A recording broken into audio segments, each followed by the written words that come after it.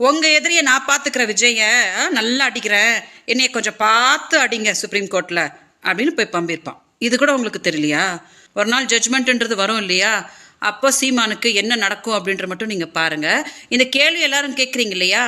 ஏன் ஸ்டாலின் சாரை பார்த்துட்டு வந்தப்பறம் சீமானு இப்போ விஜய ரொம்ப ஆமா சொல்லியிருப்பான். நான் உங்க எதிரிய நல்லா அடிக்கிறேன், என்னைய நீங்க ரொம்ப அடிச்சிடாதீங்க, கொஞ்சம் பார்த்து பண்ணுங்க விஜயலட்சுமி வழக்கில் அப்படின்னு சொல்லியிருப்பான். இதான் நடந்திருக்கு. திராவிடத்தின் கடைசி நம்பிக்கை என்று ஊப்பிகளால் போற்றப்படக்கூடிய விஜயலட்சுமி அவர்கள் நாம் தமிழர் கட்சியின் தலைமை ஒருங்கிணைப்பாளர் சீமான் அவர்களுக்கு எதிராக ஒரு பரபரப்பு காணொலி ஒன்றை வெளியிட்டிருக்கிறாங்க. யோ, உனக்கு வேற வேலை பொழப்பு இல்லையா? அந்த பொம்பளை தான் அண்ணன் சீமான் அவர்களுக்கு எதிராக அவதூறு பரப்பிக்கிட்டு காணொலி வெளியிட்டு இருக்கிறானா, அதை தூக்கிட்டு வந்து எங்ககிட்ட கண்டென்ட்னு பேசுறியே அப்படின்னு சொல்லி நாம் தமிழர் கட்சி தம்பிகளே என் மேல கோவப்படுறதுக்கான வாய்ப்பு இருக்கு. அதாவது இவங்க திராவிடத்தினுடைய கடைசி நம்பிக்கையாக இருக்கிற வரைக்கும் நமக்கு பிரச்சனை இல்லை. ஆனா அதே விஜயலட்சுமி இப்ப தமிழக வெற்றி கழக தற்குறிகளுக்கும் கடைசி நம்பிக்கையா மாறி இருக்கிறாங்க. விஜய் அவர்களை மறைமுகமா ஆதரிச்சும் பேசியிருக்கிறாங்க. அது மட்டும் அல்லாமல் அண்ணன் சீமான் அவர்கள் ஸ்டாலினோட நடத்தின சந்திப்புக்கு பின்னணியில நான் தான் இருக்கேன், என்கிட்ட இருந்து சீமானை காப்பாற்றணுன்றதுக்காக தான் அவர் ஸ்டாலினை போய் சந்திச்சாரு.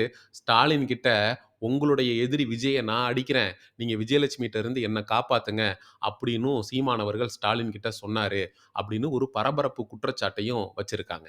அது மட்டும் அல்லாமல் உச்சநீதிமன்றத்தில் நடந்துட்டு இருக்கிற வழக்குல விஜயலட்சுமி தரப்பு வழக்கறிஞர் ஆஜராகாம போயிடுவாங்க, அதனால தீர்ப்பு நமக்கு சாதகமா வந்துடும், உச்சநீதிமன்றம் இந்த வழக்கை தள்ளுபடி பண்ணிடும் அப்படின்னு சீமான் அவர்கள் பகல் கனவு கண்டுட்டு இருக்காரு.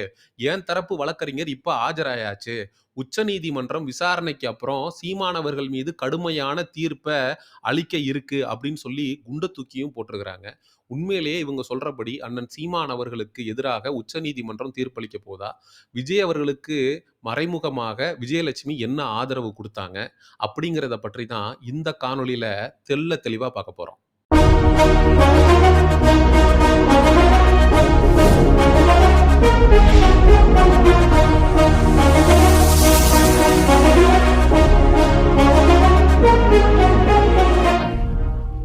மாண்புமிகு முதலமைச்சர் மு.க. ஸ்டாலின் அவர்களுடைய அண்ணன் மு.க. முத்து அவர்கள் இயற்கை எய்தியதற்கு நாம் தமிழர் கட்சியினுடைய தலைமை ஒருங்கிணைப்பாளர் சீமான் அவர்கள் ஸ்டாலின் அவர்களையும் உதயநிதி ஸ்டாலின் அவர்களையும் நேரில் சென்று தன்னுடைய ஆழ்ந்த அனுதாபங்களை பதிவு செஞ்சாரு. அந்த நிகழ்வை குறித்து விஜயலட்சுமி அவர்கள் என்ன சொல்றாங்கன்னா, என்கிட்ட இருந்து சீமானை காப்பாற்றணும் அப்படின்றதுக்காக தான் ஸ்டாலின் கிட்ட போய் நின்னாரு. இதுக்கு முன்னாடி அதிமுகவில் இருக்கக்கூடிய ஜெயலலிதா அவர்கள்ட்ட போய் உங்களுக்காக நான் பிரச்சாரம் பண்றேன், என்ன வந்து எப்படியாவது விஜயலட்சுமிகிட்ட இருந்து காப்பாத்திருங்க அப்படின்னு சொல்லி கெஞ்சினாரு. இலை மலர்ந்தால் ஈழம் மலரும் அப்படின்னு சொல்லி பிரச்சாரமும் பண்ணாரு அப்படிங்கிற பகிரங்க குற்றச்சாட்டை விஜயலட்சுமி அவர்கள் முன்வைக்கிறாங்க. அது மட்டும் அல்லாமல் உங்களுடைய எதிரியான விஜய நான் பார்த்துக்கிறேன், விஜயலட்சுமிய நீங்க பார்த்துக்குங்க அப்படின்னு சொல்லி ஸ்டாலின் அவர்கள்ட்ட டீலிங்கும் போட்டாரு சீமான் அப்படின்னு சொல்லி ஒரு பரபரப்பை ஏற்படுத்தியிருக்கிறாங்க விஜயலட்சுமி அவர்கள். உண்மையிலேயே சீமான் அவர்கள் ஸ்டாலின் அவர்கள்ட்ட டீலிங் போட்டாரா? விஜய நான் அடிக்கிறேன், விஜயலட்சுமிகிட்ட இருந்து நீங்க என்னை காப்பாத்துங்கன்னு அப்படிங்கிறத இந்த இடத்துல நம்ம பார்க்க வேண்டியிருக்கு. அதாவது ஸ்டாலின் அவர்களை சந்திக்கிறதுக்கு முன்னாடி விஜய் அவர்கள் குறித்து அண்ணன் சீமான் அவர்கள் வைத்த விமர்சனம் அப்படிங்கிறது கடுமையான விமர்சனம். விஜய் அவர்கள் வந்து திராவிடமும் தமிழ் தேசியமும் இந்த நாட்டில் இரு கண்கள் அப்படின்னு சொல்லி மாநாட்டில் பேசினதுக்கு அண்ணன் சீமான் அவர்களுடைய ரியாக்ஷன் என்ன தெரியுமா? ஒன்று ரோட்டுக்கு அந்த பக்கம் நில்லு, இல்லை ரோட்டுக்கு இந்த பக்கம் நில்லு, நடுவில் நின்னா லாரி அடித்து செத்து போயிடுவ அப்படின்னாரு. அப்ப அண்ணன் சீமான் அவர்கள் ஸ்டாலினை சந்திச்சு விட்டு வந்தா பேசினாரு. ஸ்டாலின் அவர்களை சந்திக்கிறதுக்கு முன்னாடி தான் இப்படிப்பட்ட கடுமையான விமர்சனத்தை விஜய் அவர்கள் மீது அண்ணன் சீமான் அவர்கள் வைத்திருக்கிறார். அப்போ கொள்கை ரீதியாகவே ஈவேரா அவர்களை கொள்கை ரீதியாக ஏற்றுக்கொண்ட தமிழக வெற்றி கழக தற்குறிகளை அண்ணன் லெஃப்ட் ஹேண்ட்ல தான் டீல் பண்ணிட்டு இருக்காரு. நாம் தமிழர் கட்சி தம்பிகள் நாங்களும் ஆரம்பத்துல இருந்து இப்போ வரைக்கும் விட்டு நம்பிக்கிட்டு தான் இருக்கோம்.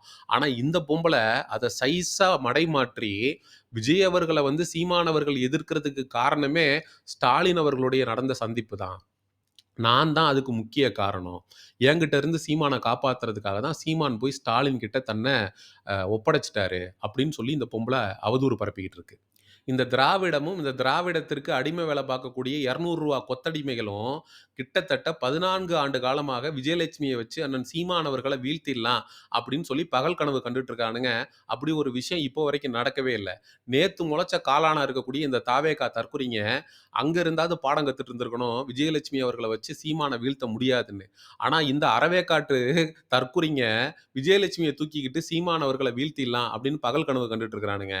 அவனுங்க மட்டும் நினைச்சுக்கிட்டு இருந்தா பரவால்ல. அந்த கட்சியும் நினைக்க ஆரம்பிச்சிருச்சு போல இருக்கு. ஏன்னா, விஜய் அவர்களுக்கு மறைமுகமாக விஜயலட்சுமி பேச ஆரம்பிச்சுட்டாங்க.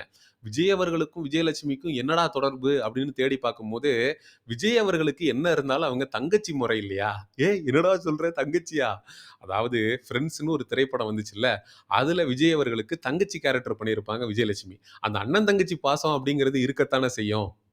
இப்ப சீமான் அவர்களுக்கு விஜய் எதிரி ஆயிட்டாரு. கிட்டத்தட்ட வந்து ஒரு எதிர்நிலையில இருக்கோம் அப்படிங்கிறதுனால, எதிரிக்கு எதிரி நண்பன் அப்படிங்கிற அடிப்படையில, இப்ப விஜயலட்சுமி அவர்கள வந்து தமிழக வெற்றிக் கழகத்தினுடைய நிர்வாகிகள் நாடியிருக்கலாம். நாடி ஃபோன போட்டிருக்கலாம். நாங்க உங்களுக்கு லட்சக்கணக்கில பணம் தர்றோம் அப்படின்னு ஆசை வார்த்தைகள காட்டியிருக்கலாம். நீங்க வந்து விஜய ஆதரிச்சு சீமான வந்து கழுவி ஊத்துங்கன்னு சொல்லியிருக்கலாம். அதன் அடிப்படையில விஜயலட்சுமி அவர்கள் மறுபடியும் சீமான் அவர்களுக்கு எதிராக களம் இறங்கியிருக்கலாம். ஏன்னா, இந்த திராவிட ஹைனாக்கள் தான் விஜயலட்சுமிக்கு காசு குடுத்து, அண்ணன் சீமான் அவர்களுக்கு எதிராக அவதூறு பரப்ப வச்சுட்டு இருந்தானுங்கன்னு நமக்கு தெரியும். இப்போ புதுசா தாவேகா தற்குறிங்க உள்ள வந்திருக்கானுங்க. டேய் நீங்க புது பேட்ச்டா. நாங்க 14 வருஷமா இந்த திராவிட ஹைனாக்களையே ஓட விட்டுருக்கிறோம். புதுசா வந்த தற்குறிங்க உங்கள சும்மா விடுவோமாடா? நீங்க வந்து தலைகீழ நின்னு தண்ணி குடிச்சாலும், விஜயலட்சுமி அவர்கள வச்சு நாம் தமிழர் கட்சியவோ, அண்ணன் சீமான் அவர்களையோ வீழ்த்திடலாம் அப்படின்னு நினைக்கிறத விட ஒரு முட்டாள்தனம் இல்லவே இல்லடா தாவேகா தற்குறிங்களா. விஜயலட்சுமி அவர்கள் பேசுறத உற்று கவனிச்சாலே நமக்கு தெளிவா புரிஞ்சிரும். இத விஜயலட்சுமியா பேசல, எவனோ எழுதி குடுத்த ஸ்கிரிப்ட தான் படிக்கிறாங்கன்னு. அதே மாரி ஒரு ஸ்கிரிப்ட் தான் இந்த புரோக்கர் பையன் சவுக்கு சங்கருக்கும் குடுக்கப்பட்டிருக்கு. அவன் அந்த ஸ்கிரிப்ட கட்டுரையா எழுதியிருக்கிறான். அதாவது சீமான் அவர்கள சிறுமப்படுத்தி, விஜய் அவர்கள பெருமைப்படுத்தணும் அப்படிங்கிறது தான் அந்த ஸ்கிரிப்ட். விஜயலட்சுமி பேசுனதுலயும் பார்த்தீங்கன்னா, விஜய வீழ்த்துறதுக்கு சீமான் அவர்கள் வந்து ஸ்டாலின் கிட்ட டீல் பேசினாரு அப்படின்றது தான் விஜயலட்சுமியும் சொல்லக்கூடிய வாக்குமூலமாக இருக்கு. ஆக மொத்தத்துல இந்த தாவேகா தற்குறிங்க விஜயலட்சுமிக்கும் இந்த புரோக்கர் பயலுக்கும் ஒரே ஸ்கிரிப்ட ஜெராக்ஸ் எடுத்து குடுத்துட்டாங்கன்னு நெனைக்கிறேன். இந்த தாவேகா தற்குறிகளுக்கு இந்த விஜயலட்சுமி உண்மையிலேயே யாரு அப்படிங்கிறத சொல்லி புரிய வைக்க வேண்டிய கட்டாயமும் நமக்கு இருக்கு. விஜயலட்சுமி என்னமோ சீமான் அவர்களுக்கு எதிரா மட்டும் தான் கம்ப்ளைண்ட் குடுத்தாங்கன்னு இவனுங்க தப்பா நெனச்சுக்கிட்டு இருக்கிறானுங்க. விஜயலட்சுமி இதுவரைக்கும் 5 பேர் மேல கம்ப்ளைண்ட் குடுத்திருக்காங்க. 5 பேரா மாமி? அந்த காமெடி தான் ஞாபகத்துக்கு வருது. முதலாவதாக அவங்க குடுத்த கம்ப்ளைண்ட் யார் மேலனா, 2006ஆம் ஆண்டு நிகழ்ச்சி தொகுப்பாளர் ரமேஷ் என்கிற நபர் மீது முதல் வழக்கு குடுக்குறாங்க. அதுக்கப்புறம் 2007ல கன்னட நடிகர் சுர்ஜன் லோகேஷ் மேல பாலியல் வழக்கு. ஓராண்டு கழித்து. அடுத்து 2010ஆம் ஆண்டு அண்ணன் சீமான் அவர்கள் மீது வழக்கு குடுக்குறாங்க.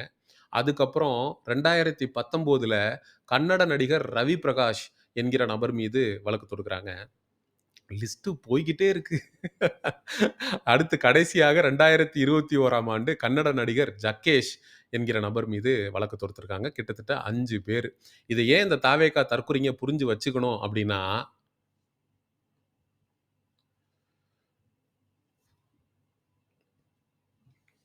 இவனுங்க கையில் எடுத்திருக்கக்கூடிய ஆயுதம் அப்படிங்கிறது வந்து குப்பை கூட கிடையாது. ரோட்ல கிடக்கிற குப்பைய கூட இவனுங்க ஆயுதமா எடுக்கல. ரோட்ல கொட்டி கிடக்கிற மலத்த இவனுங்க கையில எடுத்திருக்கிறானுங்க. அண்ணன் சீமான் அவர்களுக்கு எதிராக. அந்த மலத்த கையில் எடுத்தா, உன் கை தான்டா முதல்ல கேவலப்படும். அதுக்கப்புறம் தான் இன்னொருத்தன் மேல தூக்கி நீ எறியறது.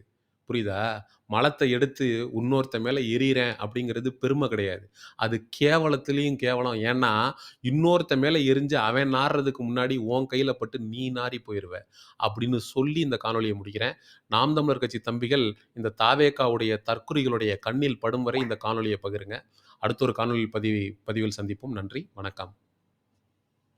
செங்குருதி சேயோனே வங்கோடிய வேலோனே செவ்வளரி தோளோனே எங்குடிய காப்போனே